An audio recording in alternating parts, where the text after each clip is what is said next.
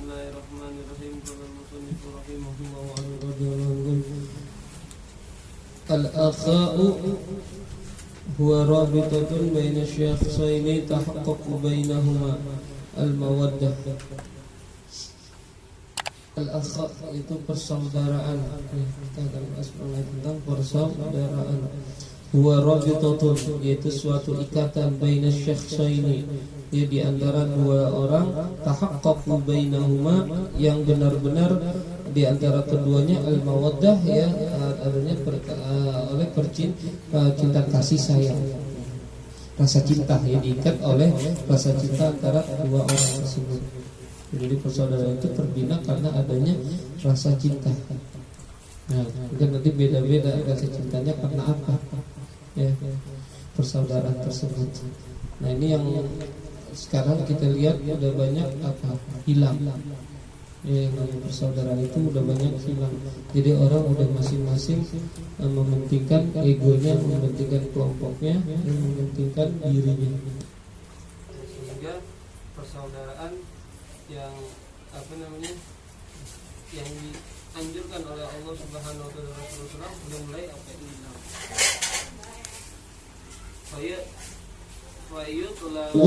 Min kulli minhuma lil akhirati muwasa'atu bil mali wal i'anatu bin nafsi. Maka dituntut min kulli minhuma, daripada keduanya, ya yang tadi kan dibilang persaudaraan itu terdiri dari dua orang, ya ikatan dua orang yang benar-benar di antara keduanya karena rasa cinta. Nah, ini fayutlabu min kulli minhuma, maka dituntut daripada keduanya lil akhari, ya kepada yang lainnya. Jadi satu sama lain harus apa? Al muwasatu bil mal, ya saling memberi dengan harta. Artinya memberi di sini dia apa yang dipunya sama dia enggak perhitungan sama saudaranya. Muwasatu bil mal.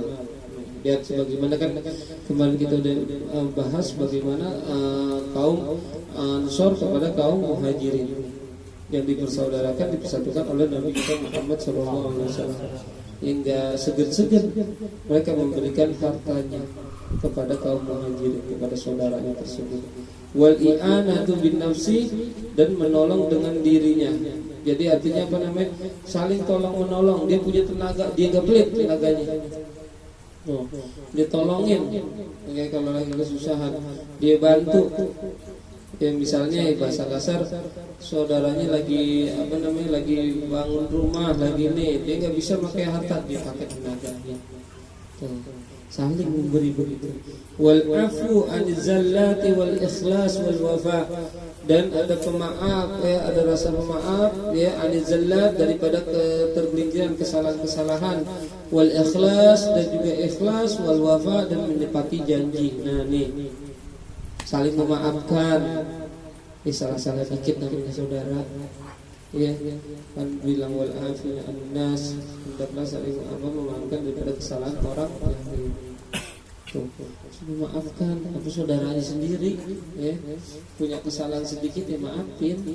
Namanya juga manusia. Timbang salah dikit maafin, gak usah ambil panjang lebar. Kecuali kalau misalnya kesalahannya udah fatal dan memang ada sanksi dengan hal tersebut, nah silakan.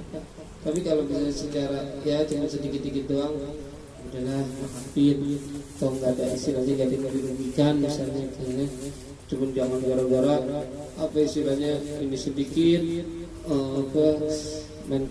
ya udah mulutnya misalnya kata sedikit nggak terima, ya disindir sedikit nggak terima, sedikit nggak terima, marah akhirnya.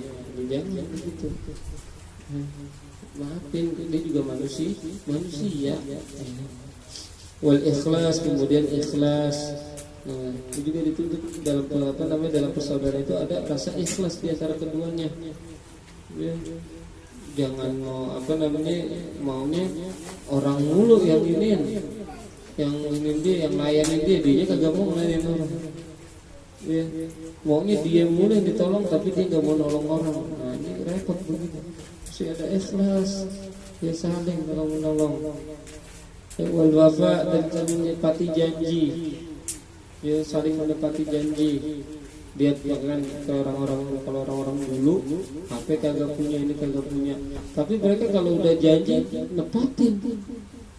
Coba deh, misalnya orang kan orang belum bilang, besok kita jam segini ngumpul. Udah kagak pakai WA, kalau dulu kan kagak ada WA, ya belum punya HP. Datang jam segini, datang udah. Mau gimana juga keadaannya pada ngumpul udah. Hebat kita dulu, ya kan? Coba aja. Orang-orang dulu begitu, ngumpul jam segini ya besok, ngumpul deh, pada ngumpul. Kenapa? Karena mereka saling menepati janji. Nah kalau orang sana kita kan udah ada WA, ada HP, ya HP ada ini. Ya jam segini mesti diingetin. Iya, canggih tapi masih diingetin. Nah, tapi kalau orang dulu enggak, kumpul ya udah kumpul. Kenapa? Karena makanya orang dulu persaudaraannya kuat sampai sekarang. Coba kalau kita lihat, iya kan? Masya Allah, persaudaraannya, ya, interaksinya satu sama lain mereka. Ya kalau zaman dulu kan kalau misalnya kayak di pos ronda gitu, kita ambil positifnya aja gitu ya. Lebih misalnya kalau mereka ada yang main gini itu urusan. Jadi kita lihat segi positif. Misalnya mereka kumpul, kita aja ngobrol sama lain, bercengkrama. Nah, ini kan kita jarang kita dapetin sekarang. Bahkan kadang-kadang di majelis sibuk sama sama gadgetnya masing-masing, sama HP-nya masing-masing, ya kan, sama kepentingannya masing-masing. Ya ada tapi terasa tidak ada. Jasadnya ada tapi ruhnya, pikirannya entah kemana. Nah, jadi saling untuk menanamkan persaudaraan. Wa takhfifu alaihi, dan meringankan atasnya. Tuh, jangan ngasih jangan bikin orang susah. Ya sama teman sendiri, sudah sendiri, Allah bikin susah mulu orang. Ya, orang disusahin mulu. Ya kalau bisa tuh ringanin, biar dia senang juga. Ya.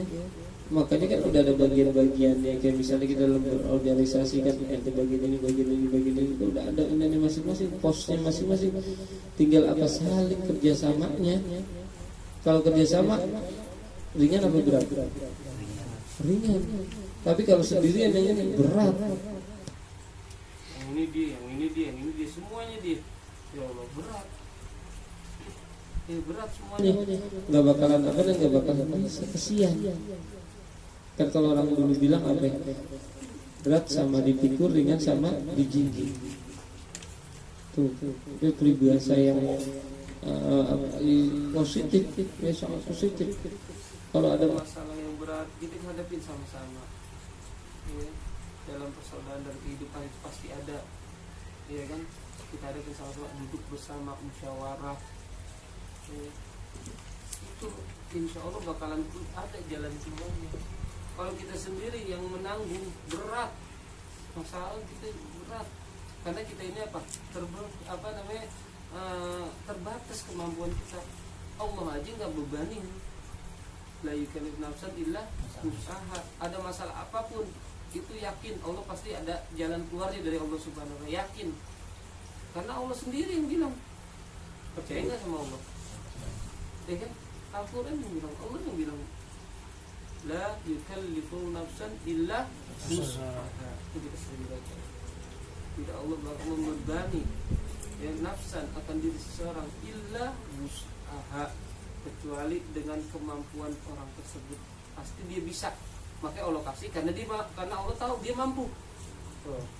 Husnuzonnya begitu kita. Allah ngasih kita masalah karena apa? Karena kita mampu. Ya Allah ngasih kita masalah karena kita mampu menghadapinya. Dan itu akan menjadi pilihan dari Allah Subhanahu wa taala. Enggak semua orang bisa dipilih dalam masalah apapun itu. Mau itu masalahnya dalam segi segi harta misalnya, dalam keluarga, ya dalam persahabatan. Kenapa? Karena Allah tahu kita bakalan mampu. Makanya Allah kasih. Cuma kan kita sabarnya yang gak kuat apa kagak begitu. Makanya kata ada ungkapan itu as-sabru kasifun, sabar itu bagaikan bulatan, bagaikan nol, kan nol, nggak ada batasnya.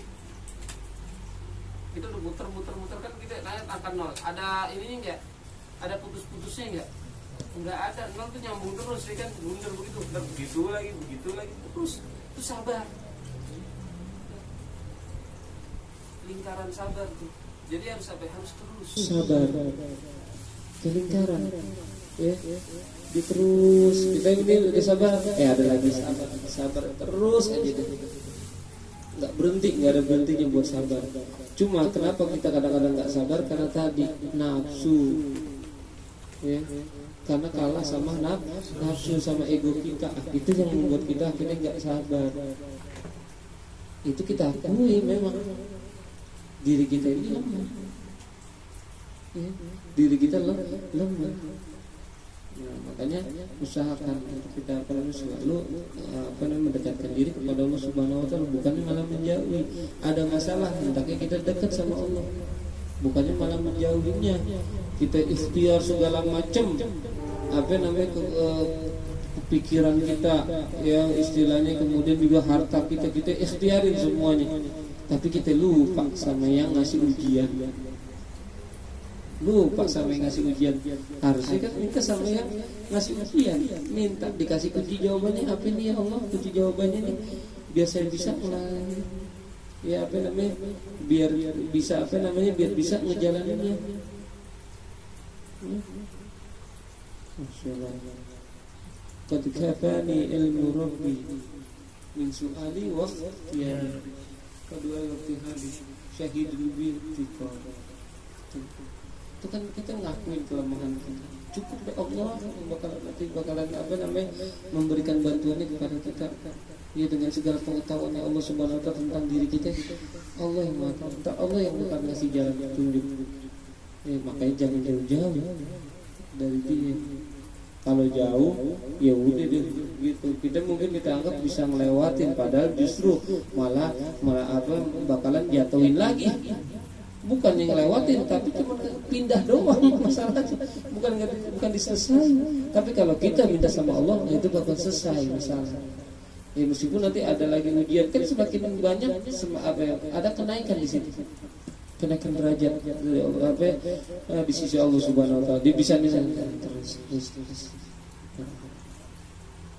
Wa tarku takallufi lahu wa sukut amma yu'dhi wa takallumu bima yardahu syar'. Dan meninggalkan tadi membebani baginya wasukur, dan juga diam amma yu'dhi, daripada sesuatu yang menyakitinya, yang bikin sakit. Kita jangan jangan ribet udah. Kalau sekiranya nih orang bakalan tersinggung, bakalan kayak udah jangan kita kita terusin. Ayo aja terus sampai dia ngambek, sampai dia parah. Jangan udah. Sekiranya dia bikin dia ini dia udah mulai bete gitu. Jaga perasaan. Bukan kita suruh jaga perasaan orang. Kita jaga perasaan orang, ntar orang akan jaga perasaan kita. Allah pun akan jaga perasaan kita. Ya, kita bantu orang, Allah bakal bantu kita. Ya, Allah bakalan bantu. Kalau kita membantu orang, jadi gitu. Jangan kita kan tadi mau dibantu mulu, tapi kita nggak pernah ngebantu orang. Apa yang kira-kira kita bisa bantu? Bantu dah. Ntar Allah bakal bantuin masalah kita. Kenapa kok kita misalnya banyak masalah, banyak ini, kita kembali ke diri kita. Apakah ini ujian? Ya kan, apa ini teguran dari Allah Subhanahu Wa Taala? Azab. Tinggal kita bisa ini lihat bagaimana diri kita. Kita udah dekat sama Allah, masih dikasih juga ujian. Iya kan, ujian. Kalau kita tadinya dekat, kemudian kita jauh dari Allah SWT, dikasih masalah, itu teguran. Kan begitu. Kok kita emang dasarnya jauh, kagak maunya juga, musibah. Ya, emang dari jauh, awal udah jauh, ya dikasih dia musibah. Tapi bisa menjadi hikmah kalau dia taubat. Ya, kalau dia ingat sama Allah SWT, habis itu dia taubat, jadi hikmah, ada hikmahnya. Karena begitu udah istilahnya manusia udah kepentok kejedot baru sadar. Kan begitu. Karena mesti dijedotin dulu. Nah, kita mau dijedotin dulu tapi enggak. Baru kita sadar. Jangan. Kalau bisa kita sebelum jedot itu udah sadar ya kan. Jangan nunggu jedot dulu, nunggu susah dulu baru sadar. Sebelum susah kita udah sadar. Ya Allah, saya emang salah jalan. Benerin dah. Jalannya benerin. Jangan nunggu kecelakaan dulu baru ente sadar. Kan begitu. Udah tahu nih kita salah jalan ya. Misalnya kita salah jalan, bawa kendaraan, bawa mobil misalnya, bawa motor kan. Kita tahu kita salah jalan. Ya dan ini bahaya. Kalau orang yang sehat akalnya ngapain? Putar balik dia, kembali lagi. Kan taubat itu kan rujuk, kembali kepada Allah. Tadi udah jalan itu putar balik. Jangan ini cepat. Jangan mikirin begitu. Kau bikin celaka, mendingan udah balik dah. Badannya celaka, terbalik. Sadar tuh dia, balik lagi. Jangan nunggu ketabrak dulu, kesenggol dulu, baru ternyata bahaya di sini baru dibentar. Jangan nunggu begitu baru, atau nunggu tilang dulu baru sadar. Wah, salah jalan yang tadi tilang putar dulu baru. Jangan. Kalau kita ada rasa nih, aduh saya salah nih, udah. Kan kita sebenarnya kadang-kadang sering ada apa namanya sinyal gitu. Nih saya salah, ternyata saya begini pun ini saya salah. Nah benerin. Cuman kadang-kadang kita nggak mau ngedengerin hati kita ya hati kecil kita yang mau kita ambil kebanyakan apa ya? Otak kita, ya kan nafsu kita mau apa namanya dahulukan. Padahal hati kita udah jangan. Tapi terabas ya.